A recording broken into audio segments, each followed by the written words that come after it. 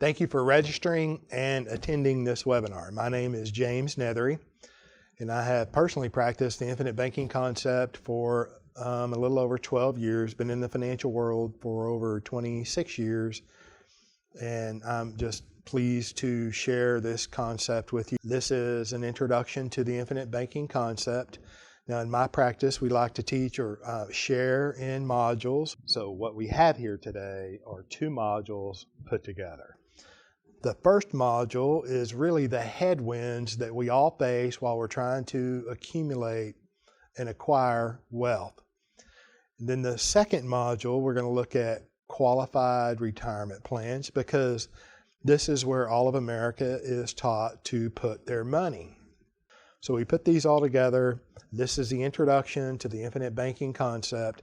Once you go through these, if this message resonates with you, you have the opportunity to continue learning on this website. There are other modules, and we encourage you to continue learning. So thank you again for participating. Now, the first module is taxes, inflation, and lifestyle, because these are the headwinds, like I said earlier, that we all face while we're trying to accumulate money and wealth.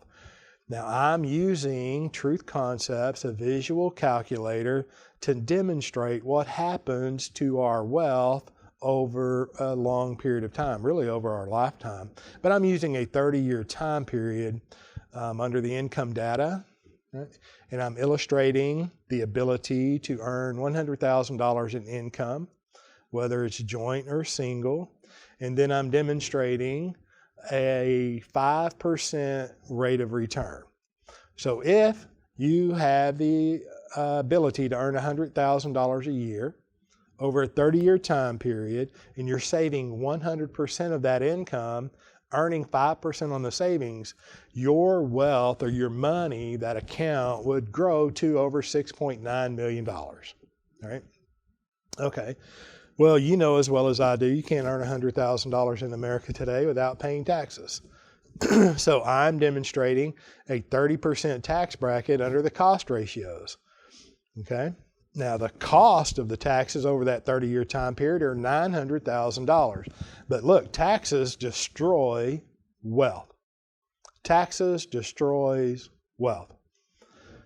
Well, the cost might have been $900,000, but the actual loss to your account is over $2 million. So it's no longer $6.9 million at the end of that 30-year time period. You only have $4.8 million, right? But that's a lot of money, so it's no big deal. Uncle Sam is satisfied. He's not showing up to seize assets. You've earned an income and paid income taxes, right? Okay. Now, Nelson Nash, in his book, Becoming Your Own Banker, his first book, clearly demonstrates that 34.5 cents out of every dollar that goes through the all-American family's hands goes right through their hands directly to finance cost, either direct finance cost or the lost opportunity cost by paying cash. Right? It's still a finance charge. Well, I like round numbers, so I use 35%. Okay, now that cost is over $1 million over the 30-year time period, but it destroys over $2.4 million in wealth. That brings the accumulated account down to $2.4 million at the end of that 30-year time period, down from $6.9 million. All right. Well, I'm demonstrating a 30% cost under lifestyle. That cost is $900,000 over a 30-year time period, but it destroys over $2 million again, and that takes the account value down to $348,000. Now think about that, $100,000 in income, 30-year time period, you're just paying your taxes and living life, and you've accumulated 3.5 years roughly of income, walking in high cotton, right? All right. Now, if we talk about the cost ratios, if we look at that 30, 35, and 30, that totals 95. That means that you're able to save 5%. I'm being generous here. I'm a generous guy. The national savings average in America today is well under 4.5%, and I'm demonstrating 5. I'm being generous. Now, the next question here is, do you know what the rate of inflation is? Well, I don't either, right? And it really depends on where you get your information. The Department of Labor, the Bureau of Statistics, they say that currently we have about a 1.25% inflation rate. All right, well, John Williams, that's a name worthy of investigation. He's an economist, and he was a consultant to Fortune 500 companies in the 80s and very successful with his forecasting, with his business. Well, his work quit being effective for those companies. So their forecasting stopped working. So here he is, probably a highly paid consultant, I don't know. So here he is, a consultant, and his work stopped working for the Fortune 500 company. So he set about to discover why. Well, he discovered that the Department of Labor changed the way they calculated inflation. They changed their methodology, right? When he made his adjustments, then his forecasting began to work again. Well, the Department of Labor has changed the methodology of calculating inflation in the 80s. They changed it again in the 90s. And then today, currently, they continue to adjust their method, right? Every quarter, really. Okay. So if you consider John Williams' work, shadowstats.com, if we consider the 1980 methodology for calculating inflation, it'll show that we're in about a 7 to 8% inflationary environment. If we look at the 1990 methodology that the Department of Labor used, it would show that we're in a 6 to 7% inflationary environment. And here, the Department of Labor says we're in about a 1.25% inflationary environment. So I don't know.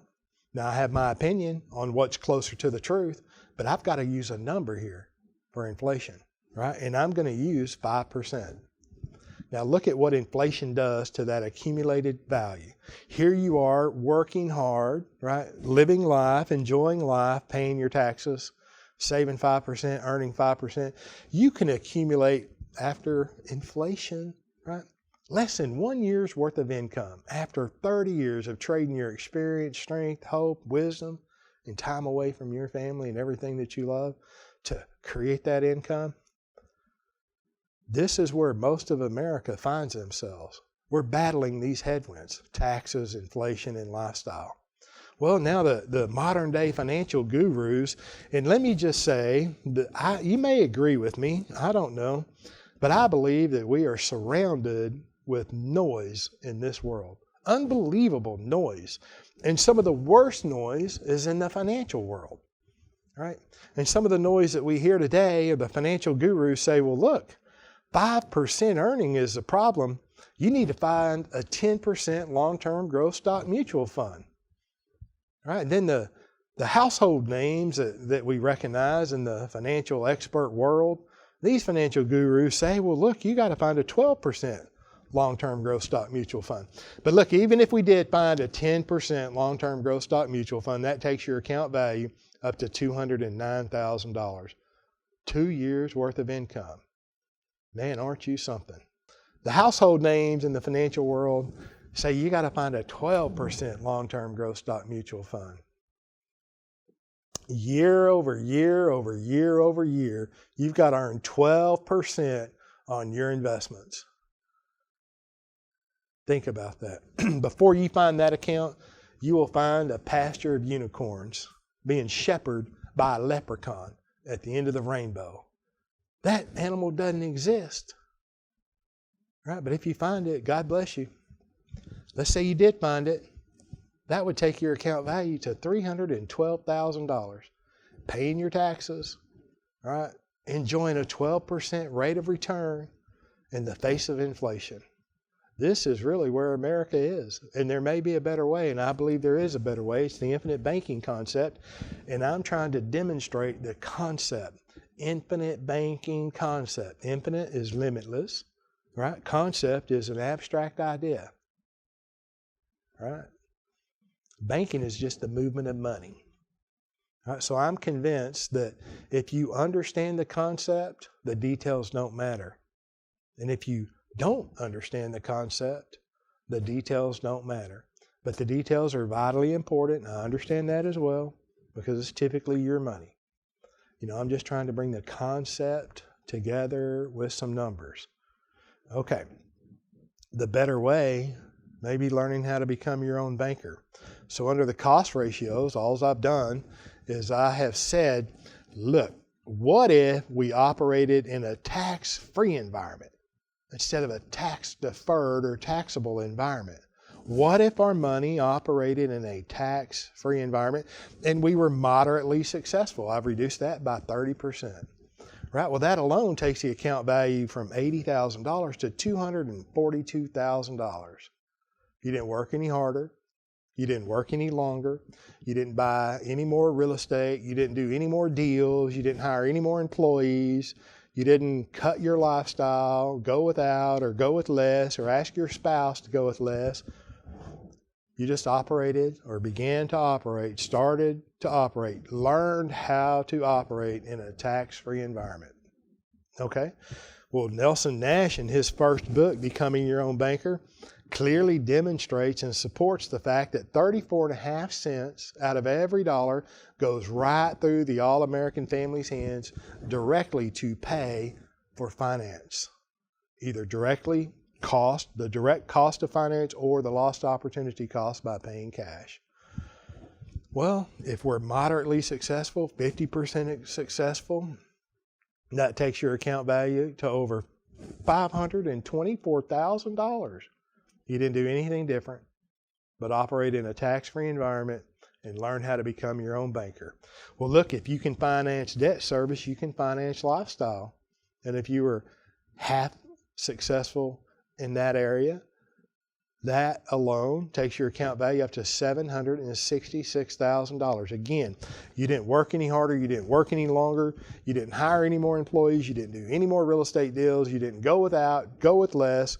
You just started operating in a tax-free environment and you learned how to become your own banker, financing everything that you were going to finance anyway. Now, how many of you have heard that life insurance is a hedge against inflation? That's all I've done here is I have eliminated inflation. And that's $3.3 million. I'm not obsessed with a rate of return, trying to get a high rate of return. All right, I'm still using a 5% rate of return. I don't know if you can get that or not. Maybe you can get more than that. All right, God bless you. Get as much as you can. I'm being conservative. $3.3 million operating in a tax-free environment, learning how to become my own banker, and actually financing everything that I was going to finance anyway through the infinite banking concept. This concept is worthy of investigation without prior content. You know as well as I do, like I said earlier, we're surrounded with noise, absolute noise. Cut through the noise, unlearn some of the things that you think you know, that you've been taught by the financial world. Right? Because that's really the largest challenge we have, is unlearning what we think we know. Right? Just with an open mind, investigate this concept. Okay, now the equivalent, and I've just gone back to the cost ratios. We're spending 95% of our income, saving 5%. Right? 30% taxes, 35% debt service, 30% lifestyle. Look, we can move those numbers around too. If you're in a lower tax bracket, you may have a higher debt service cost. If you're in a higher tax bracket, you may have a lower debt service cost. I'm illustrating the ability here of earning or saving. I'm demonstrating here the ability to save 5% of your income. The national average is below 4.5%. I'm being generous. But if the cost ratios are just back to the original, right? Saving 5%. The example here, what I'm trying to point out, what I'm actually pointing out is what kind of a rate of return would it take to accumulate $3.3 million? It would take 23% interest year over year over year to accumulate $3.3 million. And I just don't think you're going to do that successfully. If you do, God bless you. All right. I'm convinced you'll find 5 unicorns before you find the account that's going to produce over 23% interest year over year over year for 30 straight linear years. God bless you if you can.